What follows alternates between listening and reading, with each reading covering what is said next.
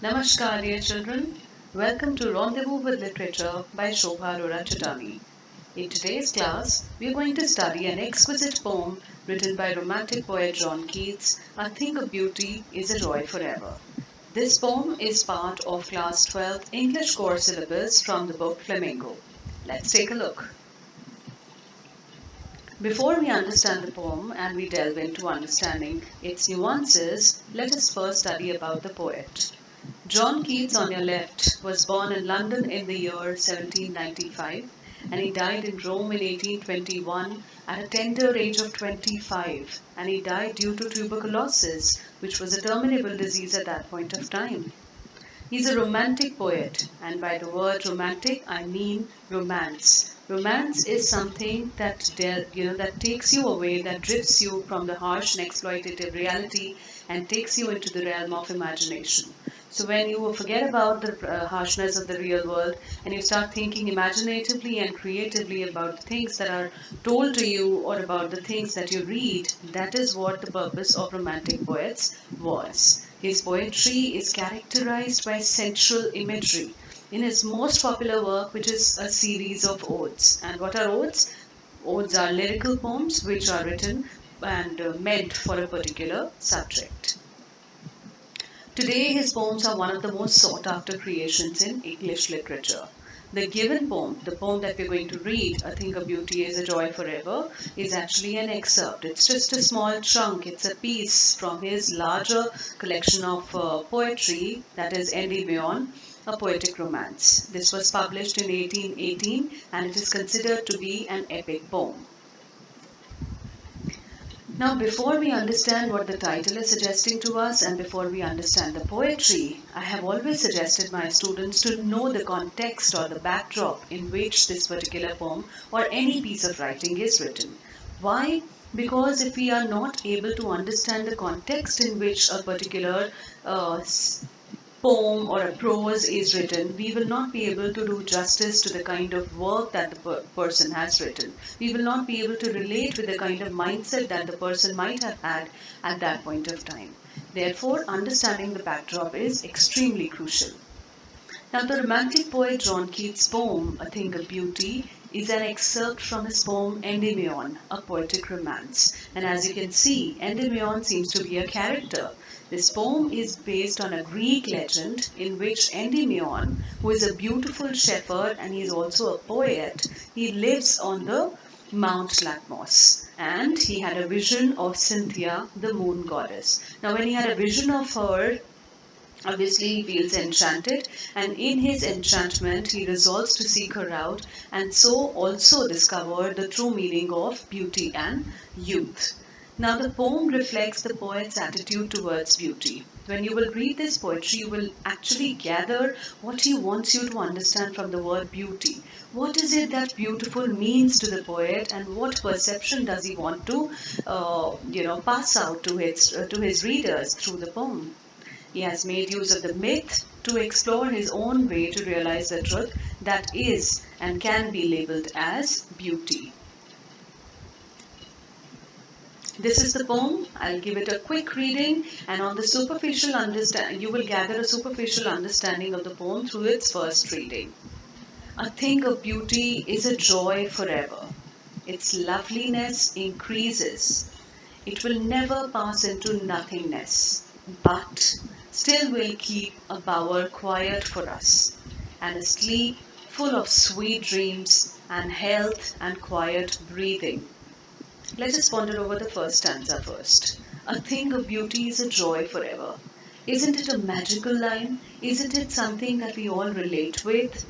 A thing of beauty, any beautiful thing that we see or that we experience or that we perceive or that we are able to see through these naked eyes, is actually a joy forever. It's not something that's going to perish. It's not something that's going to exhaust itself. It's not something that is going to terminate after a certain point of time. It shall remain. It shall be consistent. It shall continue with its life forever. And that is why it makes the thing all the more beautiful. its loveliness increases. It will never pass into nothingness. So the poet wants you to understand that a thing of beauty is not something which is going to remain temporary. It is not a transient sort of a thing that will exhaust itself after a point of time in life. Rather, when you're going to look at it, or when you will revisit it, or when you're going to gauge it, then it's going to become amplified. The beauty is going to amplify itself. Rather, it will not become a nothing. It will never become non-existent. Let me give you a quick example, something that you cannot relate, something that you will be able to easily relate in your real life.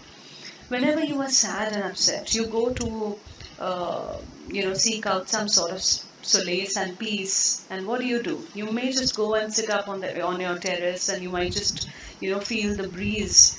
You might just feel the breeze on your sweaty face, and at that point of time, you might just forget about everything else. Or there may be a small child who might just run to you, and you would hold your finger. Or you might just look at the beautiful flowers which are blooming in your garden, and you forget about everything else. Isn't it a temporary respite from what you're feeling at that point of time?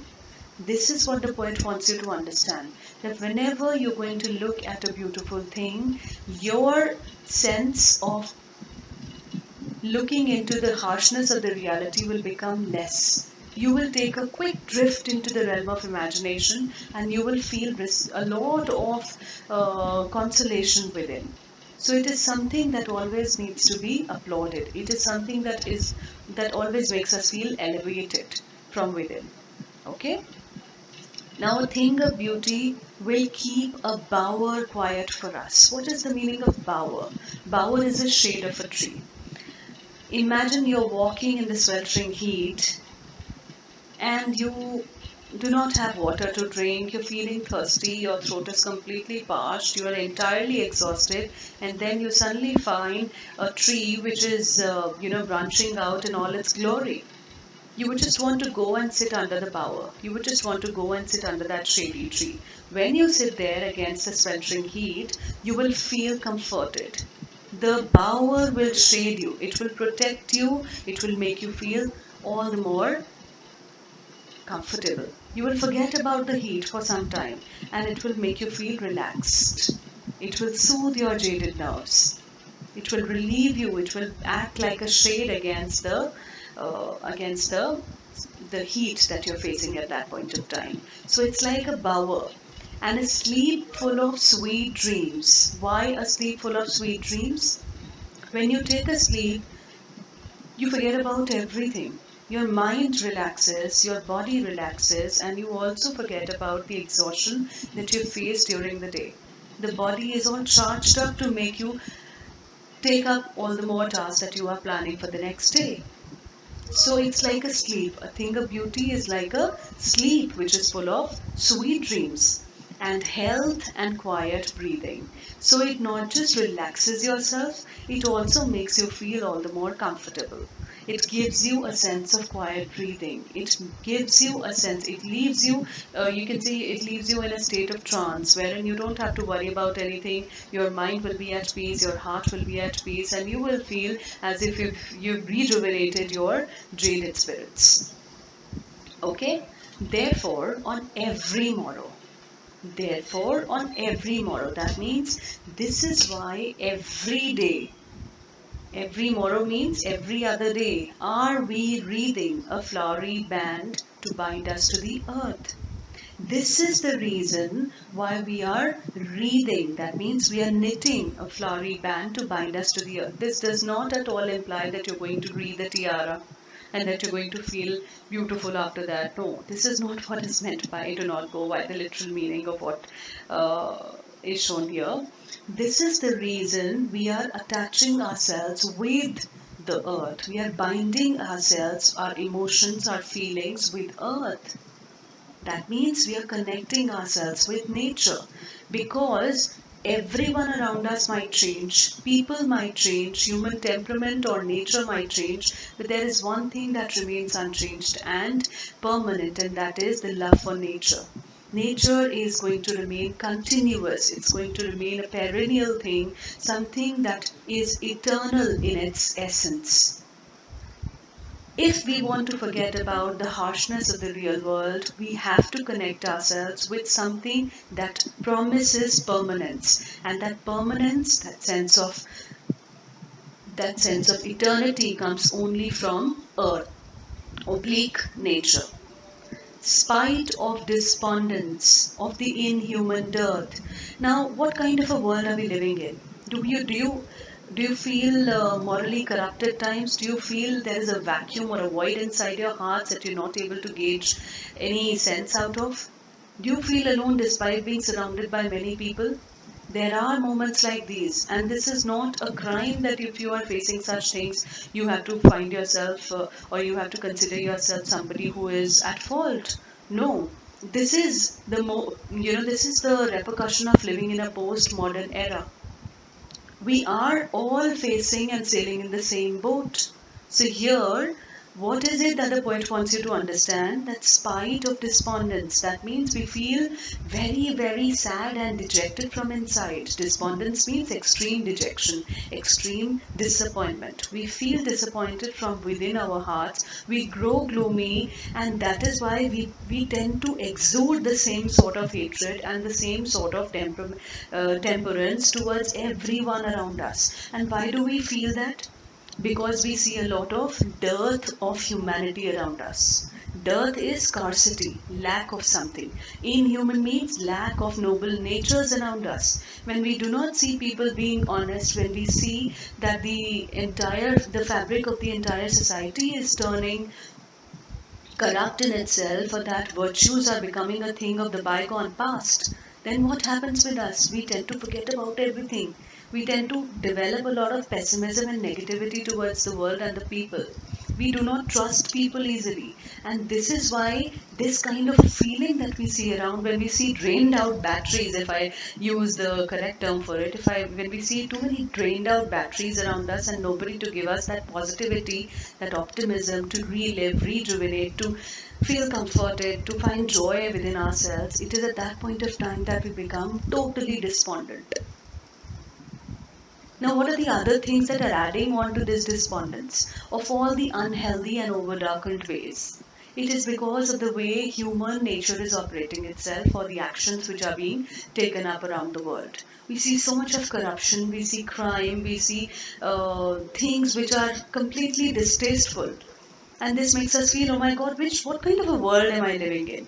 So when we see all such things around, it creates a sort of negativity around our heads, right? It creates a sense of negativity around our head. And now what do we see? Some shape of beauty moves away the pall. What is it that happens? What is it that happens? Despite seeing all these things, some shape of beauty moves away the pall. That means no matter we see so much of negativity around us, but God has His own way of making us feel rejuvenated and comforted. And what is it? A thing of beauty. He has created these beautiful things around us so that we can look at them, so that we can go back to them, so that we can find a sense of respite and solace in them, and we are able to lift our dampened and dark spirits from those moments of negativity and pessimism. Right? So you would have seen, I'll just give you an example. You would have felt that, whenever you are sad and disappointed, and you feel that you should not be talking about it with anyone, and even if you talk about it with anyone, you have this tendency of feeling that the person might feel judgmental about it. And then refrain yourself from talking with anyone because you don't want to be judged. You don't want your moment of weakness to become a joyful thing for the other person, which he can blackmail you for. This is the general tendency that we discover these days. So, when you are letting it out, there are certain people who will listen to you. There are certain people who will not mock at you, will not be passing their judgment, and rather they will guide you to be on the right path. They will guide you to become self-motivated. They will guide you to pep up or revive that optimism which is still hiding in one of the dark corners of your heart. Okay? So at that point of time, that becomes a beautiful thing. That becomes some shape of beauty for us. So remember, even in dark and dismal times, there is a glimmer of hope, there is a silver lining that comes to us in the form of a beautiful thing. And we need to cling on to it to remove the pall, to remove the darkness that we see around the world at that point of time. We don't have to lose hope. We still have to look for that silver lining that comes to us in the form of a beautiful thing. Such the sun, the moon, trees old and young, sprouting a shady boon. Now, from this stanza onwards, the poet is going to talk about the beautiful things that he discovers as part of nature. Sun, free resource from nature, giving you energy, giving you light, giving you everything, it's like a life-sustaining support. Moon, so cool in itself. Its essence is so pure that it makes you feel comforted, and it also adds on to the glory of the sky's canvas. Trees old and young, no matter the tree is old or it's a young tree, it's going to serve the same purpose. It's going to give you fruits, it's always going to sprout shade, it's always going to give you everything that it is meant for. So it is giving, giving and giving in nature. They're never demanding anything in return, and that is why they are perennially beautiful. For simple sheep, you look at sheep. Sheep is here, we have a biblical connotation over here, a reference to the Bible. So sheep is actually referred to the innocence of human beings. Right? So innocence of human beings, which is something, nature which is untarnished by the world's vices, that also remains a beautiful thing. Because when you are a kid, when you are a small kid, you are very innocent. You are untouched by the vanity of the world around. And that beauty, that innocence, that childhood can never be retrieved once you grow up. So simple sheep, sheep is a lamb is associated with innocence, innocence of human beings is what the reference here implies. Such are daffodils with the green world they live in.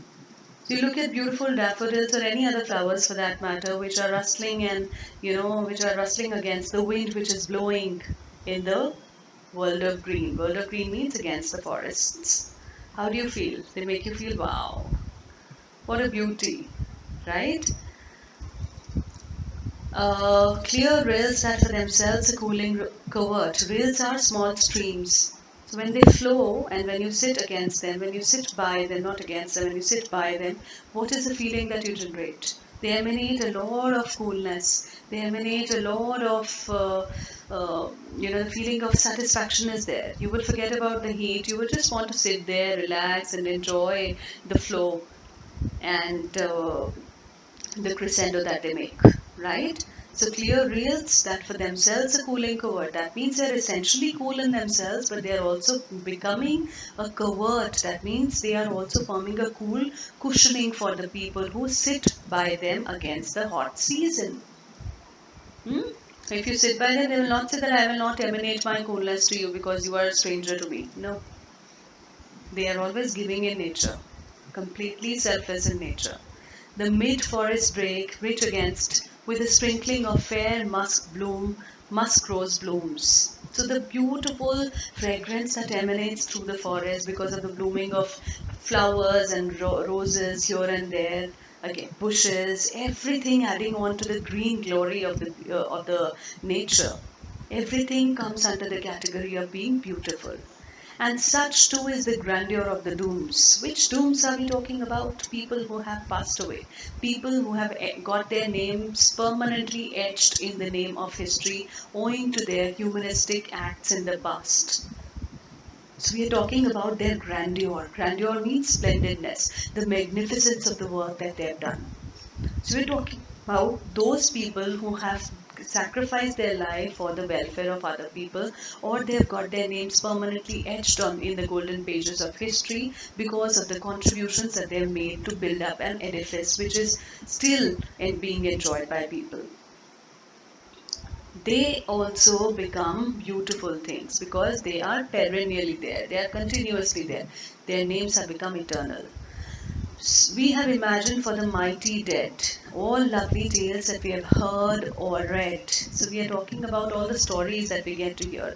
Not just the people who have sacrificed, but the stories that we read about them. When you read about their stories, it fills your heart. Those inspirational stories fill your heart with a lot of optimism, and you want to live a life like that. So, isn't it a beautiful thing that they are still they are not affected by the ravages of time. They are not affected with what has happened over the period of time, or that they are no longer there. So, it's not going to make any purpose to you, but it does serve the purpose. They do make a difference even now. Hmm? An endless fountain of immortal drink pouring unto us from the heavens spring. So, a beautiful thing towards the end can be compared, metaphorically compared to a fountain of immortal drink. It's like the heavens have opened up and a fountain of immortal drink is pouring down upon us perpetually so that we can savor it. We can enjoy each bit of it and we can relish into its beauty. And we can thank God and we can show our gratitude for things that are around us. This is the end of this beautiful poem. I hope when you're going to give a quick reading to it, you will be able to understand what I have explained to you. Let's move on to the next slide so that you know what the key points are. Now, whatever I've told you in the summary part of it, in the explanation part of it, can easily be summarized here. So a thing of beauty is not short-lived, it's a joy forever. Loveliness will increase and never pass into nothingness. Benefits of a thing of beauty: it will keep a bower quiet for us, it will give us sweet dream, it will give us a good night's sleep, it will keep our health intact, and it will also provide us with a blissful life through quiet breathing. Our striving towards them, reading flowery bands. Now, how do we strive to get these beautiful things? We read flowery bands every morning. That means we form beautiful relationships with nature every day. Things that make us miserable, despondence, inhuman dearth, noble natures, gloomy days, unhealthy and overdarkened ways. That means when we are sad because of the adversities of life, all these things make us feel despondent. What do we do then? We search for beauty, truth, meaning of life. Now, what are the things that are beautiful? Nature, sun, moon, trees, old and young, giving shady boon, simple sheep, daffodils, green world, clear rills, mid-forest break, rose blooms. Now, what is it that we find in the classical literature that we can label as beautiful? Grandeur of the dooms, mighty dead, lovely tales, things of beauty compared to endless fountain of immortal drink. If you want to give a quick understanding of the poem, these are a few points that you can refer to, or you can understand them to be an extension of what I've explained in the previous slide. Take a picture of it, or you can pause the video and take a screenshot, maybe write it down somewhere.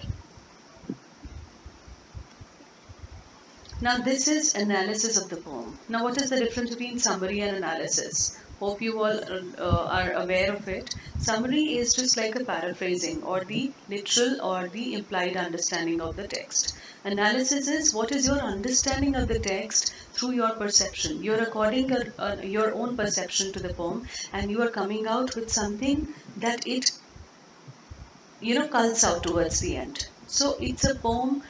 This poem is a revolt against commonplace reality. Don't you think so? What is it? What is the reality, and what is it that we are always hankering after? According to Keats, the object of beauty differs from an ordinary object. The ordinary object appeals to us only temporarily. Its effect is short-lived, and its loveliness decreases with the passage of time. But the object of beauty appeals to our senses permanently. It cannot be destroyed by time and space. Absolutely correct. It is atemporal, and its loveliness does not fade. Keats mentions the objects of beauty one by one, and he also tells us that how they leave an indelible mark on our minds with their eternal happiness and whenever we think about them. Our joy increases as we keep on remembering the beauty. It's just like Endymion looking for Cynthia as his everlasting love. Very important to look at the form of the poetry. Let's understand what the form of the poetry is and also look at the poetic devices. Bower quiet, sweet dreams, flowery band, unhealthy overdarkened ways, pal, dark spirits, endless fountain of immortal drink. All these come under the category of metaphor. Alliteration is given, noble natures, cooling a word, band to bind. Personification, inhuman dearth, shape of beauty, daffodils, rills. Imagery is found in flowery reeds, shady bone, green world, clear rills, cooling covert, grandeur of the dooms, endless fountain of immortal drink. Inversion. Now, what is the meaning of inversion? You would have read this line in the poem. It says, therefore are we wreathing a flowery band. It does not say we are wreathing a flowery band. It says, are we wreathing a flowery band. So we have changed, or we have switched the order of words, and this reversed order of words is a normal way of using a poetic device called inversion. It is antithesis, opposite words placed together. So tree is old and young, opposites together. Mighty dead, how can dead be mighty? Two opposite words have been used together to bring out an effect. Anaphora, use of same word in two consecutive lines. Of noble natures, of word is being repeated. Now this is something that you can refer to, and you can use these slides to procure some hints for writing short answer type questions. Take a look at them.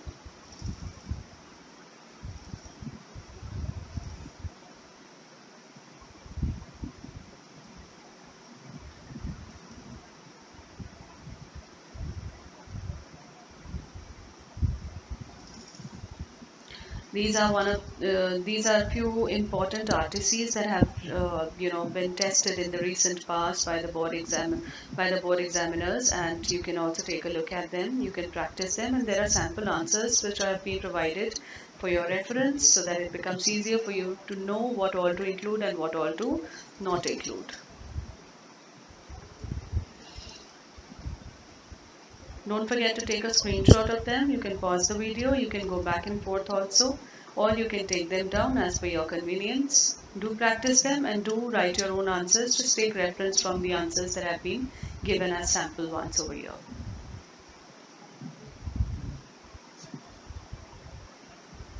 So from question number 5 onwards, you will see the extracts which have been given, but they have not been supported with any sample answers.